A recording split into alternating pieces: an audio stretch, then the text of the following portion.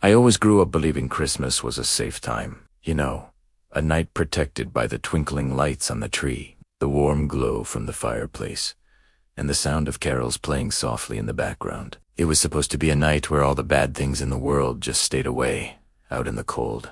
But my grandmother, she used to say something really strange every single year.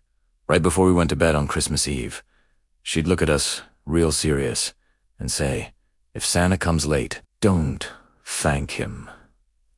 We'd just laugh, thinking it was one of her quirky old sayings. It was just Grandma being Grandma, until the year he actually came after midnight. I remember it so clearly. At Christmas, the power went out at exactly 7 minutes past 12. It wasn't a storm. There was no warning at all. 1 second, the house was humming with the usual sounds of the fridge and the heater, and the next, whoost complete deafening silence. It was the kind of quiet that makes your ears ring. And then, we heard it, a bell. But it wasn't the cheerful jingle of sleigh bells you hear in movies.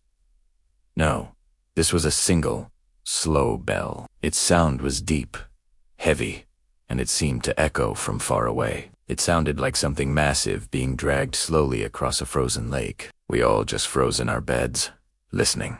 Then we heard footsteps on the roof. They were heavy, thudding steps, way too heavy for a reindeer, or even a whole team of them. It sounded more like someone in heavy work boots pacing back and forth up there. Then the chimney coughed. A puff of soot and ash fell down into the fireplace, scattering onto the clean carpet. And then something climbed down. It didn't slide down like you'd expect. We heard scrapes and grunts, the sound of something deliberately climbing its way down, brick by brick. We were all completely frozen in our rooms, too scared to even breathe. The footsteps inside the house weren't rushed or cheerful. They were slow, methodical, careful, as if the person was walking through our home and counting us. 1, 2, 3. Then we heard another sound. It was a soft, wet slap of bare feet on the hardwood floor. They were moving right behind the heavier steps, always staying a little bit back, almost like a shadow. It felt like this second thing wasn't allowed to lead. Unlead to follow. The next morning, when the sun came up, everything looked completely normal at first glance. The tree was still standing, beautifully decorated. The glass of milk we left out for Santa was gone, and there were only a few crumbs left on the plate where the cookies had been. But the gifts under the tree felt wrong. When I picked one up, it was too heavy for its size. And it was warm. Not just room temperature, but actually warm to the touch, like it had been held for a very long time. My father, trying to break the tension, decided to open his first. He unwrapped the paper to find a small, simple box, and inside that box was his own watch. It was the one that had gone missing 3 years earlier. We thought he'd lost it on a fishing trip, but there it was, ticking perfectly.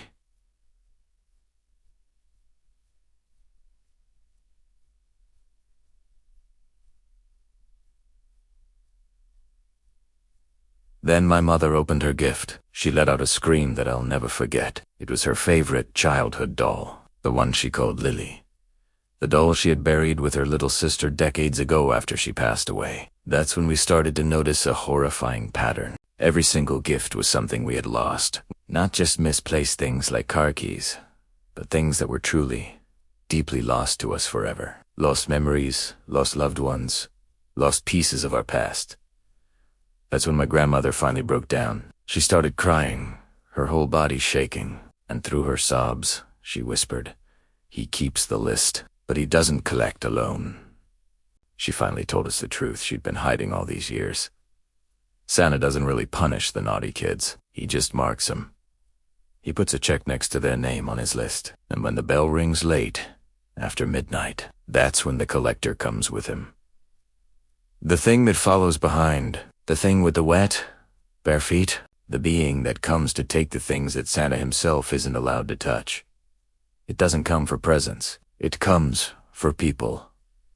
On Christmas morning, we woke up to find gifts under the tree. But none of us, not me, not my parents, remembered putting them there. The fireplace was cold, Not a single ember was left from the night before. All the doors and windows were locked from the inside, just as we'd left them. And when my dad looked outside, into the fresh, untouched snow that covered our yard, he saw 2 different sets of footprints. One set was from a pair of heavy boots, whose like you'd expect Santa to wear. But the other set was barefoot, and they were leading away from our house. That night, the bell rang again, not from outside, not from the sleigh on the roof that had long since departed. This time, the sound was closer. It was inside the house. I froze, clutching the new action figure Santa had brought me. The fire in the hearth had died down to glowing embers hours ago, but now a low groaning sound echoed from the chimney. The little metal door of the fireplace, the one we used for cleaning out the ash, creaked open all by itself. A small cloud of black soot puffed out, dusting the clean stone hearth like a dark, ugly stain. It settled in the silent room, and for a moment, that was it. Just the soot, the silence, and the frantic beating of my own heart. Then, a voice whispered. It wasn't the deep, jolly ho-ho-ho I'd heard earlier. It wasn't loud or booming. It was small, almost childlike, and it seemed to come from right beside the fireplace. It slithered through the air and curled into my ear. He says you were good. I dropped my toy. The plastic clattered against the hardwood floor. A sharp, sudden sound in the dead quiet. A new sound followed. Slap, slap, slap. The soft, wet sound of bare feet against the floorboards. It wasn't my parents. They were asleep upstairs. It wasn't my grandmother in the guest room. The slapping sound moved from the living room into the hall and stopped. It stopped right outside my bedroom door. The whisper came again, closer this time, as if spoken through the keyhole. But I'm not Santa. My breath caught in my throat. I couldn't scream. I couldn't even move. I just stared at the brass doorknob, watching it, praying it would stay still. But it began to turn, slowly. So slowly. It wasn't a frantic jiggle, like someone in a hurry. It was patient. It was methodical. It was the movement of something that knew I was on the other side. Something that knew I was trapped. It knew I couldn't run, and it knew it had all the time in the world. The latch clicked. The door began to swing inward. The next thing I knew, I was waking up on the floor of my bedroom. Bright morning light streamed through the window, making me squint. My head ached and my throat was raw. The house wasn't quiet anymore. It was filled with the sounds of static-filled radios and deep, unfamiliar voices. I pushed myself up and stumbled out into the hallway. Police officers were everywhere. They moved through our house with a somber purpose, their faces grim. One of them, a kind-faced woman, saw me and rushed over, wrapping me in a blanket. I asked where my parents were. She just held me tighter. My parents were gone. So was my grandmother. The house felt huge and empty without them. I looked into the living room. Everything was a mess, but in the corner, the Christmas tree was still lit, its colorful lights blinking cheerfully, a bizarre contrast to the chaos. Underneath it, 2 gifts remained. One was a small, neatly wrapped box with my name on it in my mom's familiar handwriting. The other was already opened. Its festive paper was torn to shreds, lying in a heap on the floor. The box was empty. People always say Santa only comes once a year, on Christmas Eve. They're wrong. He comes every Christmas, just like the stories say. But sometimes, when he has too many houses to visit or the weather gets bad, he runs late. And if he comes late, after midnight, he doesn't come alone. He brings help. Little helpers, to make sure all the gifts get delivered. So, tonight, if you hear bells after midnight, don't get out of bed.